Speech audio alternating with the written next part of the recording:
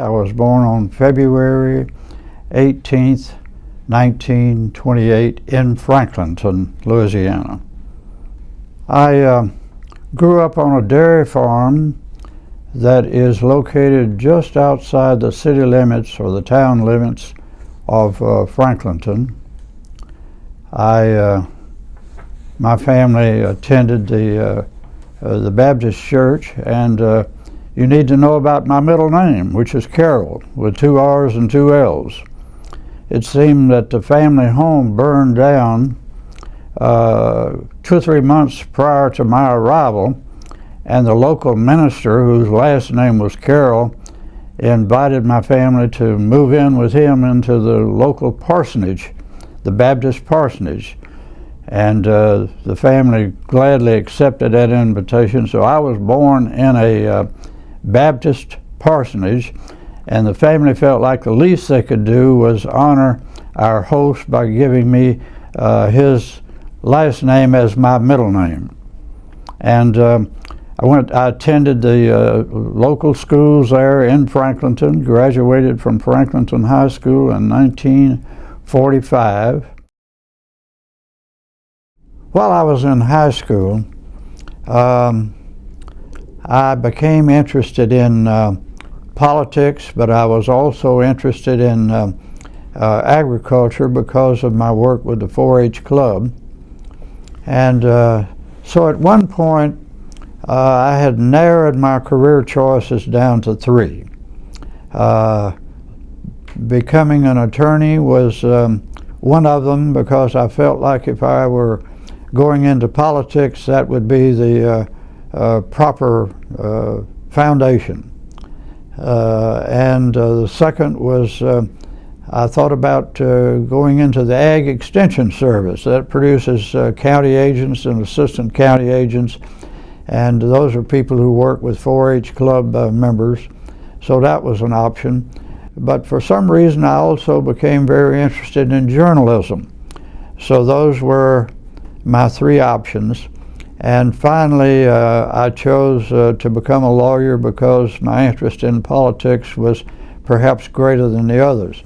And I met my wife-to-be in 1947, and we got married in 1950, 1 year prior to my graduation from law school, and prior to my entry into military service. And over the years we had 4 children, 3 girls and a boy. The Supreme Court adopted a rule shortly after World War II that made it possible for veterans to skip the bar exam. All they had to do was to graduate from Louisiana Law School, and they could be admitted to practice. Because my orders required me to report for active duty 2 days after I graduated from law school, I was not going to be able to take the bar exam that was scheduled that summer. And upon checking around, I found that there were several other young men who were in that same predicament. And we didn't like the idea of being gone for a couple of years or maybe more in military service and then having to come back and take the bar exam. Plus, we wanted to get the benefit during our service of having been admitted to practice in the state of Louisiana. So we formed a committee. We met with the committee of the Bar Association, the Bar Admissions Committee, and got the support of that committee to request the Supreme Court to extend their law to their rule rather, to include those of us who were not yet veterans, but who had orders that made it clear that we would become veterans and therefore entitled to the benefit of the existing rule. So the committee made a choice for a spokesman, and I was chosen to make the presentation to the Louisiana Supreme Court on behalf of the group, and they granted the request, and so we were admitted to practice. In fact, I graduated on Saturday night from law school, and on Monday morning was sworn in, and then 15 minutes later left to go to the Army. 2 weeks before the outbreak of the Korean War, I was honored by becoming a second lieutenant in the U.S. Army, and that as an infantry second lieutenant. And that was pretty ominous because they were needing them in Korea and they weren't lasting too long. But fortunately, I wrote a letter on the recommendation of a friend to the Office of the Chief of Psychological Warfare in the Pentagon, and expressed an interest in what he was doing and what his program was doing. And within about 3 weeks I had new orders, so instead of going to Fort Chaffee to be further trained as an infantry second lieutenant, I went to Fort Riley a couple of days after graduation from law school, and became an instructor in psychological warfare after 30 days training. It was a couple of miracles there. Began my practice as a young lawyer in early 1955, after I had completed my military duty and had spent 2 years in Washington, and I was engaged in the general practice of law in Franklinton for 5 years. And it was during that time that I began representing the local cooperative of dairy farmers, and that provided some work that was more interesting than much of the routine work that I was doing as a young general practitioner in law.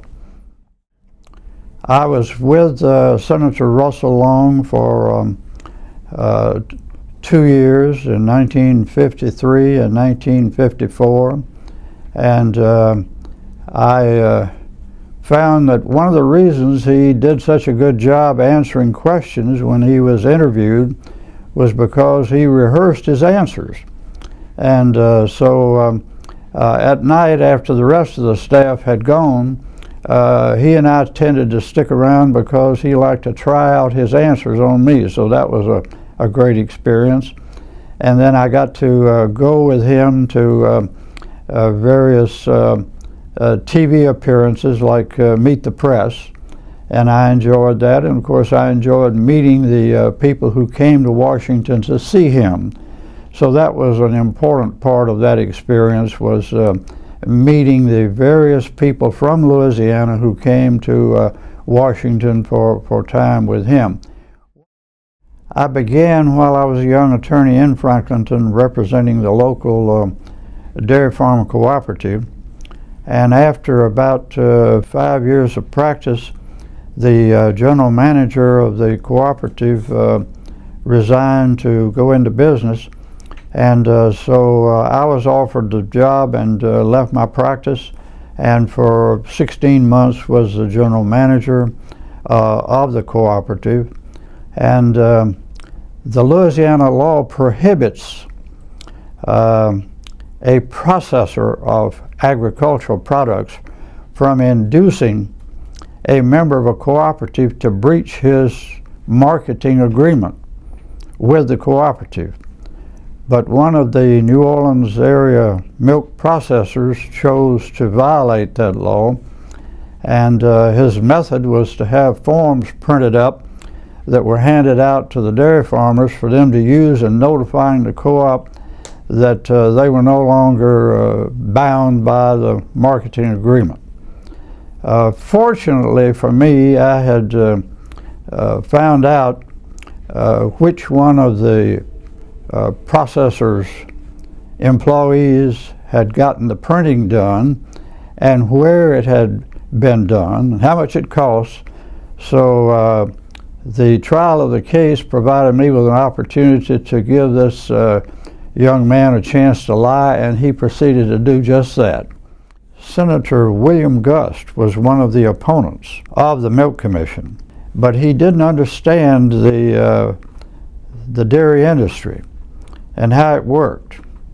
And so on several occasions, he, as a state senator during the time 1968 to 1972, invited me to come to New Orleans and have lunch with him in order to give him a chance to ask questions that would produce answers that would help him understand the industry.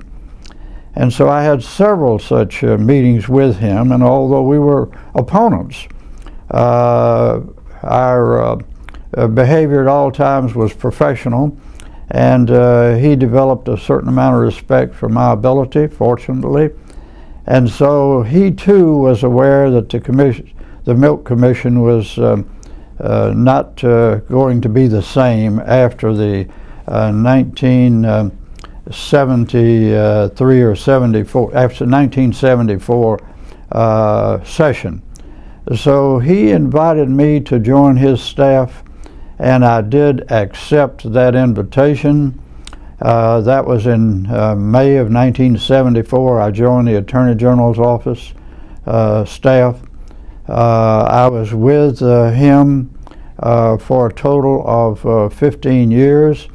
Initially, I was chief of the Civil Division, but within about a year and a half after becoming a part of the staff, I was promoted to Executive Assistant Attorney General, which meant that I was in charge of the Baton Rouge office, which was the larger of the three offices that the Attorney General had at that time.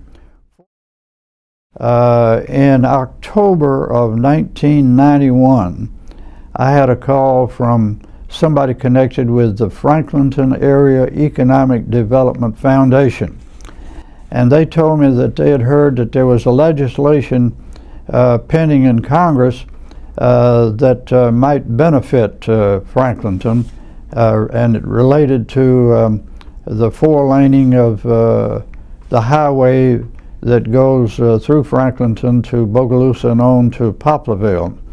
When I checked it out, I found that Congressman Richard Baker had introduced the bill, but the bill that was pending and nearing passage only provided for the four-laning of the highway from Alexandria to Amite, and was based upon the assumption that a bridge would be built across the Mississippi River in the vicinity of St. Francisville. That was very inadequate for Franklinton's purposes because it would have ended the four-lane highway at Amite.